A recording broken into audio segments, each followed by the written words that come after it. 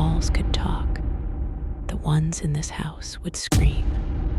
For 20 years, no one dared to live there. But when Detective Harris stepped inside, he realized the whispers weren't in his head. They were confessions from the dead. It started on a quiet evening in the small town of Willow Creek, a place where everyone knew each other, or at least thought they did.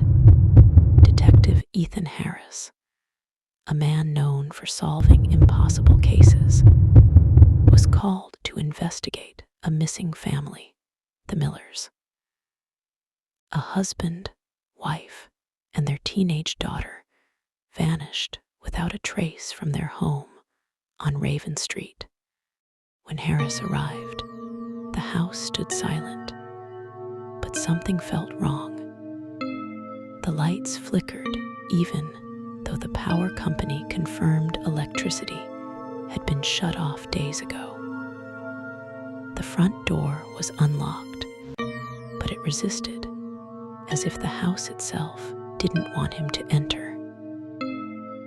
Inside, the air was thick and cold. Dust floated through the beam of his flashlight. Everything was untouched, coffee cups still half full. A newspaper open on the counter dated October 31st. Then he heard it, a faint whisper, soft, drawn out, like the house was breathing. At first, he thought it was the wind sneaking through old wood. But when he stepped closer to the living room wall, the voice spoke again. "He's still here." Harris froze. He pointed his flashlight at the wall, just old wallpaper peeling off. But the whisper grew louder. He put his ear closer and heard faint scratching from inside the wall. When he tore a section open, he found something horrifying. Hundreds of small holes drilled from the inside, as if someone had been watching the family from behind the walls. In the basement, Harris discovered an old reel-to-reel tape recorder. The reels were labeled with dates, every day for almost 6 months. He pressed play.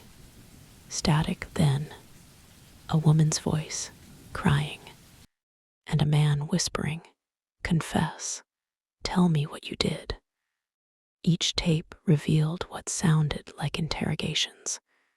The family, terrified, forced to answer questions by an unseen man. But the voice of the interrogator wasn't anyone local. The last tape ended with the man saying, "Now, it's your turn, Ethan." Harris dropped the recorder. How could that voice know his name?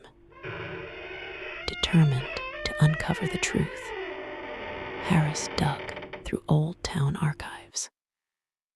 He found that before the Millers, the house had belonged to Dr. Adrian Cole, a psychiatrist who disappeared 20 years ago after being accused of performing illegal experiments on his patients, trying to record their fears. Cole's body was never found. Locals said he believed the human mind could leave an echo inside walls, that emotions like fear or guilt could stick to a place and whisper to anyone who listens long enough. And now Harris was listening.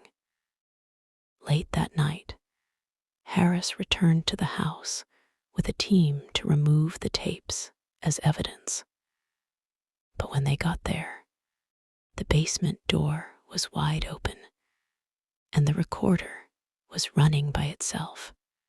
A voice, his own voice, came through the speaker. "You shouldn't have come back." The team swore they heard screams from inside the walls.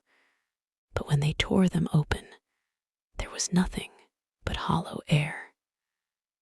No bones, no blood, just a faint heartbeat-like sound coming from the house itself. The next morning, Detective Harris was gone. His car was outside, his badge on the floor, and a new tape sat on the recorder. It was dated today. Locals say the house is still empty.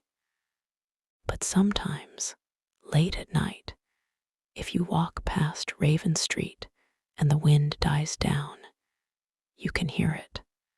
Help me, I'm still here. And every Halloween, a new voice joins the whisper. If you made it this far, you're one of the brave ones. Tell me in the comments, would you dare spend one night in the Whispering House? And if you love dark mysteries like this, hit the like button and subscribe for more true crime horror stories every week.